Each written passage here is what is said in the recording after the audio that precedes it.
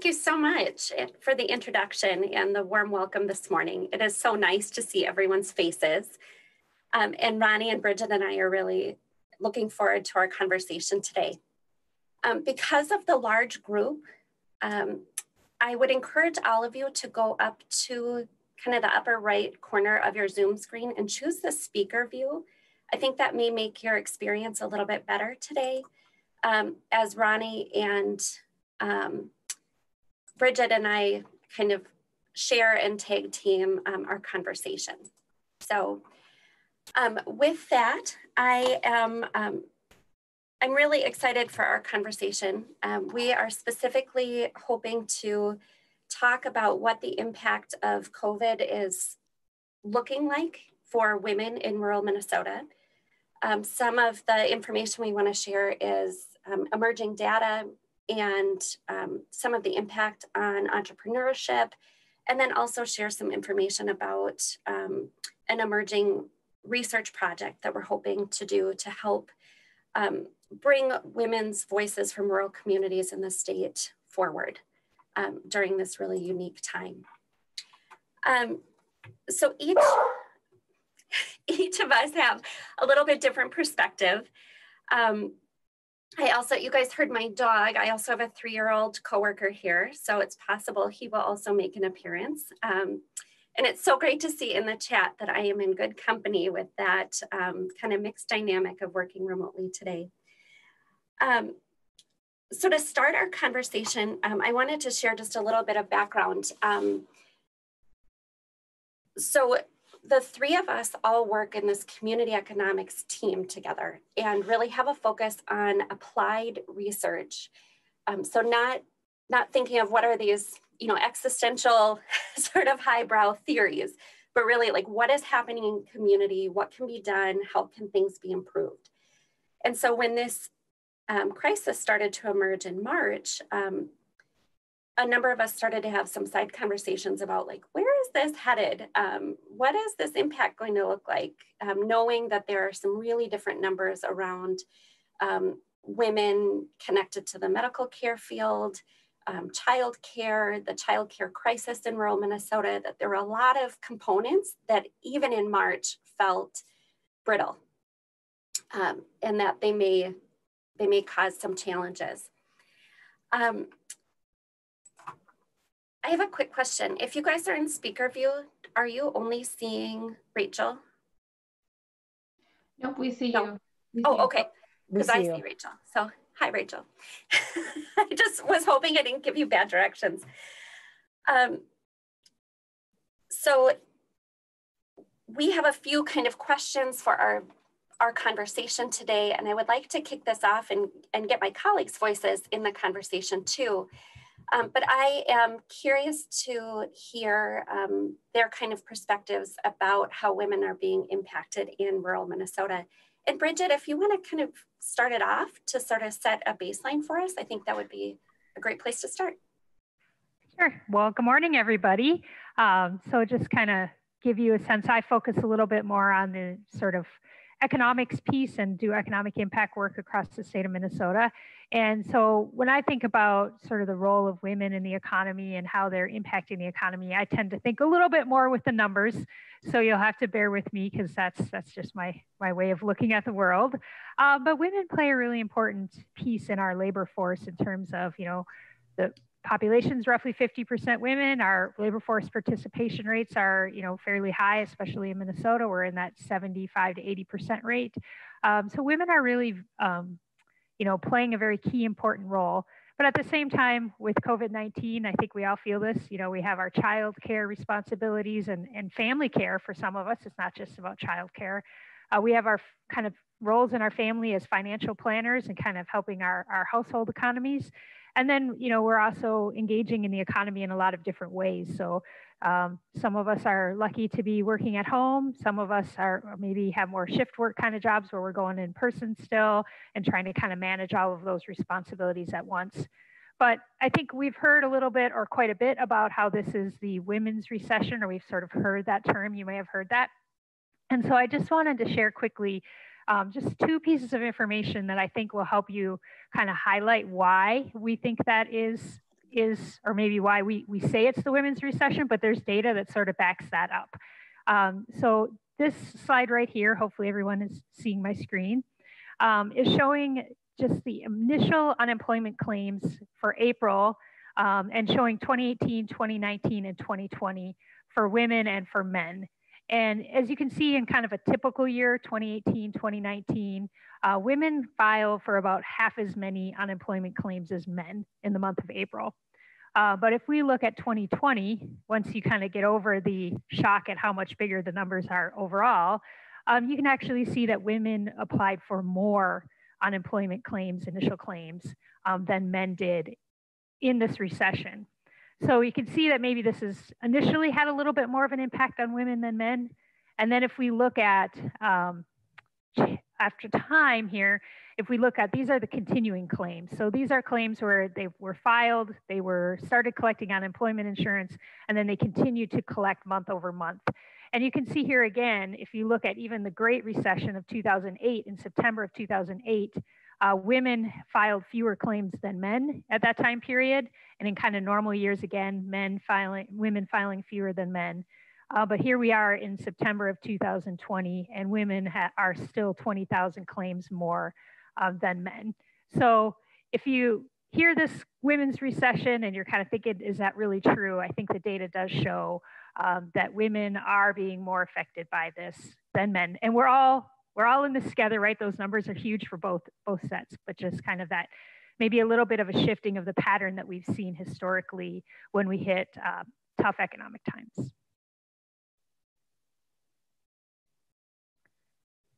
So, but we're going to find hope before this conversation is over. So numbers are a little shocking. I don't want everyone to start putting something else in their coffee this morning. We'll get to some good points here today. So I'll turn it back to you, Dee Dee, or over to Ronnie. I've lost Ronnie on my screen here. Yeah, there's just a few people to keep track of. I'm here. Oh, there you are, Ronnie. Good.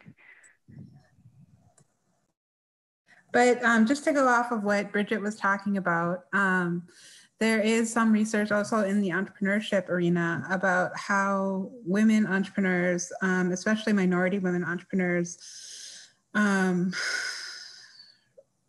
reallocate family resources more often to their businesses than male entrepreneurs do. And also that when in times of crisis, they use a lot more volunteer help without pay in their businesses than males do as well.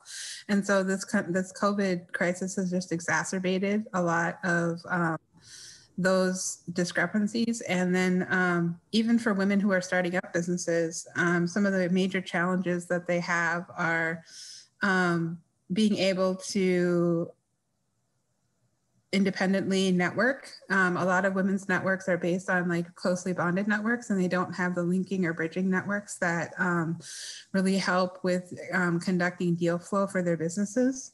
They also tend to be working in a male-centric market or environment, and that kind of counteracts the way that women tend to work more collaboratively. And then there's also they put a lot less time towards mentoring and social networking that would enable them and support their businesses than men do in general. So the COVID crisis has again exacerbated all of these factors for women who are working in the business place. And one of the things that we found in looking at, or one of the things I found in kind of looking at some of this research is a nice workshop that is put together by our College of Education and Human Development. And it's called Change, Loss, Opportunity, and Resilience. And it actually helps women navigate, or it helps anyone really navigate between balancing their family's needs and their business needs or their work needs on a day-to-day basis, especially in times of crisis. So if that link could be put up, that would be great for women on the call today.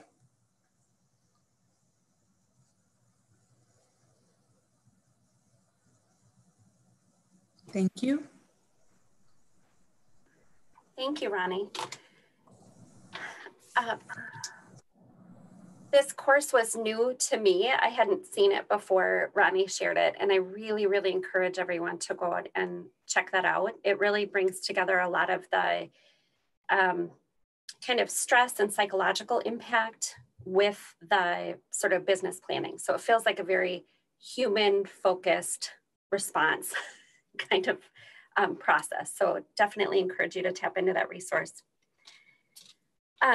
What I had wanted to share, because of my unique role with both community economics and tapping into the tourism center as well, there's another element of this that I had wanted to bring into the conversation that is especially meaningful in rural Minnesota in connection with that tourism component. There are many, many communities where there has been a decline in manufacturing, mining, like jobs that may have traditionally been able to support a family. And over many, many years, they have been replaced by service sector jobs, retail, restaurants, healthcare.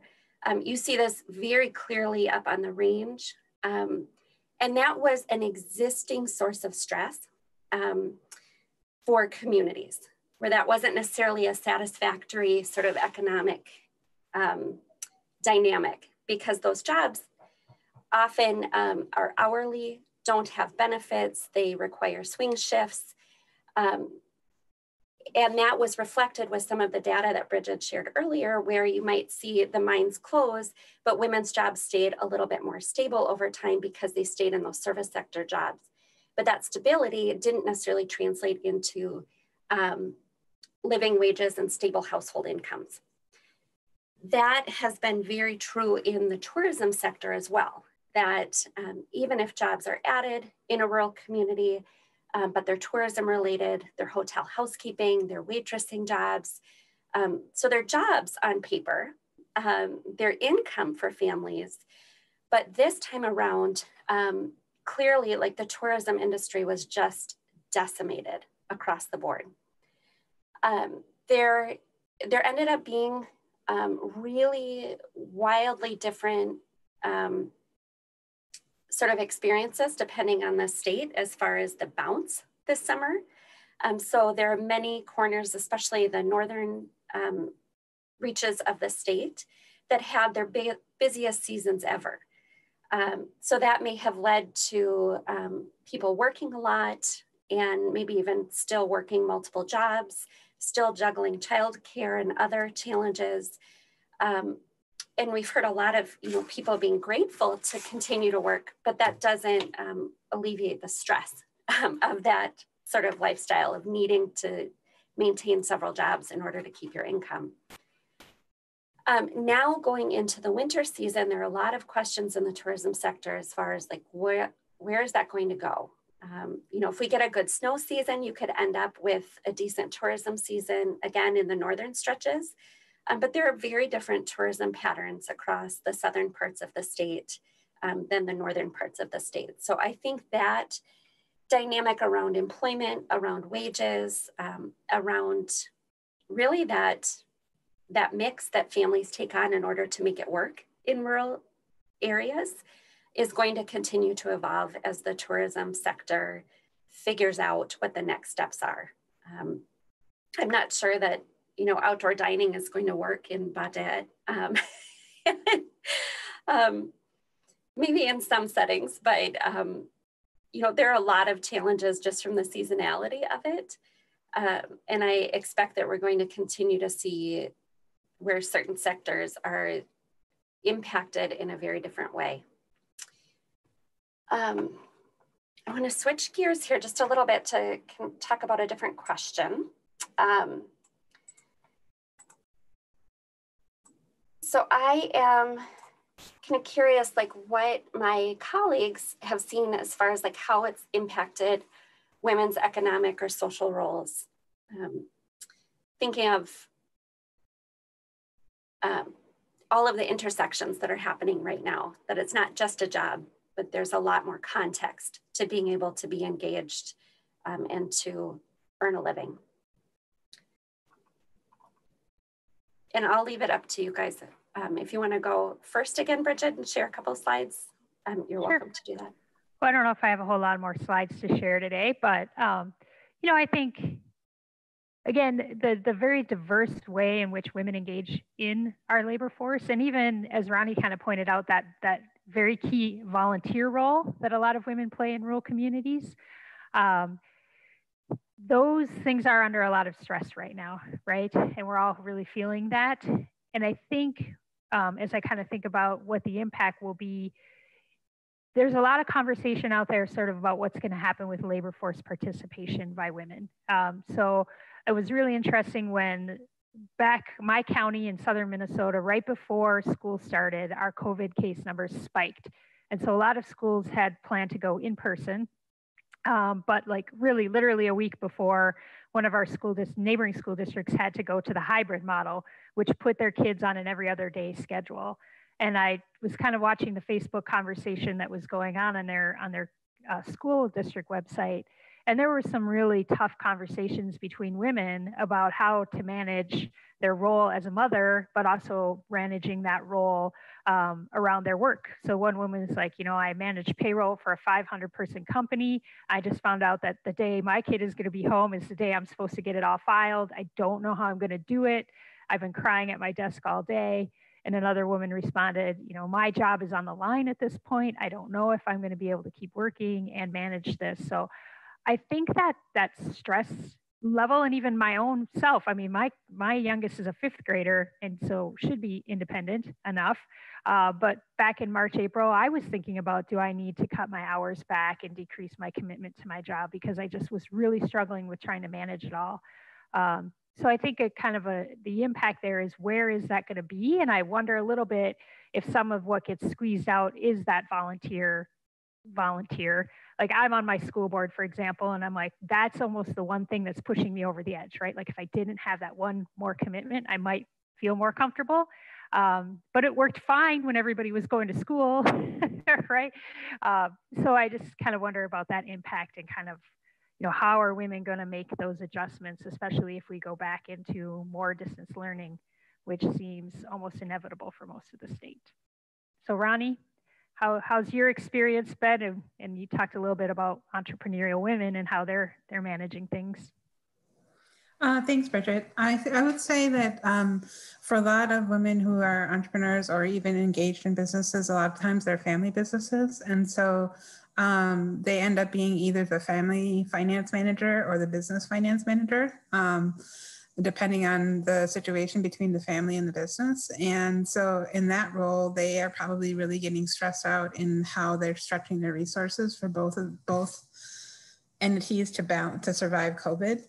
And I think it'd be very interesting to understand from residents in Minnesota, like how they're doing that. Like if like small business owners, including resorts that are up here in Lake of the Woods, they are struggling with trying to balance those two sides of their lifestyle. And it's difficult, and helping them better understand what is happening for others facing the same circumstance might be able to help them address those issues in a more constructive way and understand that they're not alone in facing these challenges. Dee Dee? I just sprinted up some stairs to come join you, so sorry about that. The reality of juggling all of this, it's no small thing. I had a few notes and things that I wanted to share. I'm just wondering, like, which would. I think one thing that I wanted to share, we were asked specifically, like, thinking about rural instances in particular.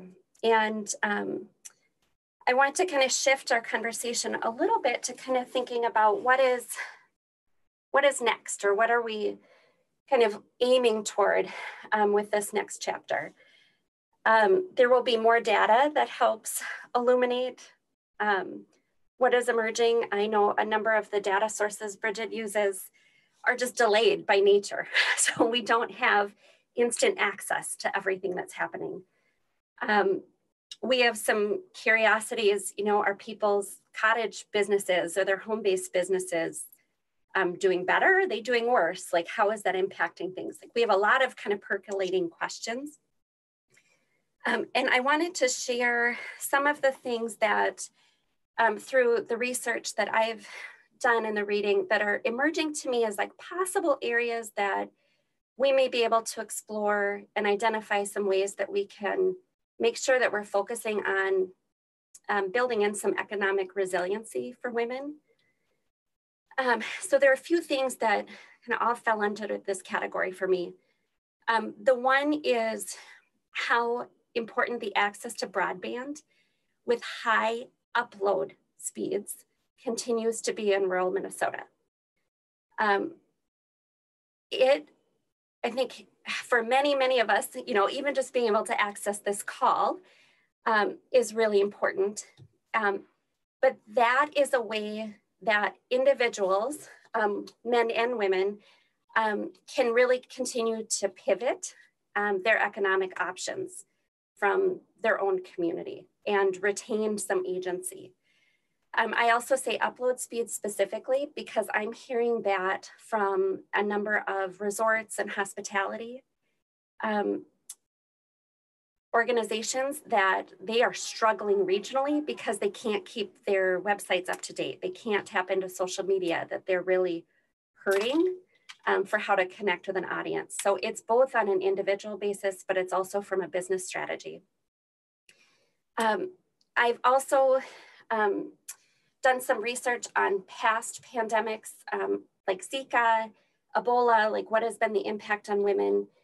And what those have highlighted is that these disruptions, these social disruptions have caused gaps of young people not getting their vaccinations.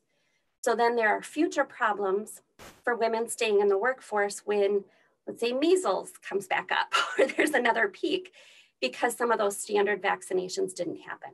So I do think that when we're thinking about the economics, there continues to be a broad public health policy implication for making sure that we're finding creative ways to make sure that our communities stay healthy and that we're not leaving women especially vulnerable to those healthcare changes and almost like aftershocks of this current healthcare emergency.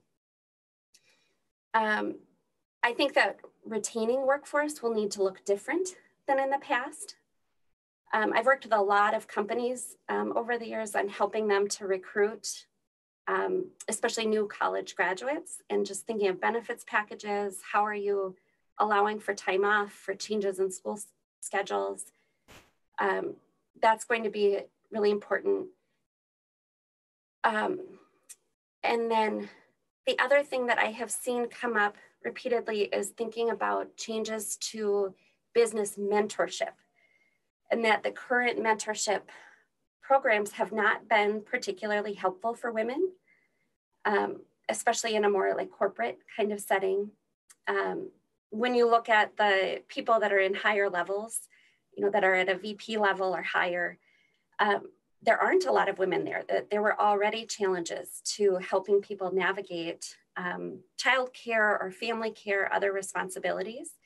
And I think that it highlights a need for really revisiting how we're supporting people and how we're helping them to stay connected so that they are able to rejoin in a capacity that's really beneficial and uses their skills and talents to the best of their ability to benefit their community. Ronnie, do you want to kind of start us off with maybe what you're seeing for sort of where there may be some economic resiliency to be had?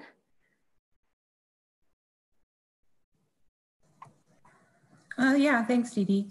I would say, like I said, earlier in the statements, women are the ones that are more likely to allocate family resources to businesses, but that makes them a decision point of being able to balance business over family. And I think in most circumstances, the women that are doing this are actually they're doing that because they value their family first. And the family is the core driver of both family and business. And if your family isn't strong enough, then maybe your business needs to go by the wayside. I've seen some examples up here where really successful women entrepreneurs are actually restricting their business hours to like 5 and 8 p.m. Monday through Friday. And that way they get their volume of business, they get their volume of visitors coming in to purchase items, but they're not spending all day at the store and waiting for people to come in when they're not going to be coming in because of COVID restrictions. Another example is that there's a cluster of businesses that are in a small town up here that they all open up on the same weekend, like the same time on the weekend, so people can actually just do all their shopping on the weekend rather than coming in late at night on the weekdays. So it's, I think it's to maintain the resilience of their businesses, women are reducing their hours, but they're making it more meaningful for the shopper, like the consumers themselves, when they come in and want to do the in-person shopping. And they're also doing a lot of stuff online as well to stretch their markets on a more national or even international basis. Thank you, Ronnie. Bridget, do you have like a final word before we hand it over for some Q&A? Yeah, sure. Thank you, Ronnie. Those are excellent, kind of awe-inspiring stories. So thank you for sharing those. You know, kind of more from the, straight economics perspective, our economy is 70% driven by consumer spending. So if we look at kind of how do we want to stabilize, how do we want to recover from this, I think kind of as much as we can build stability into that consumer spending so the consumers continue to spend and drive the economy, that is good.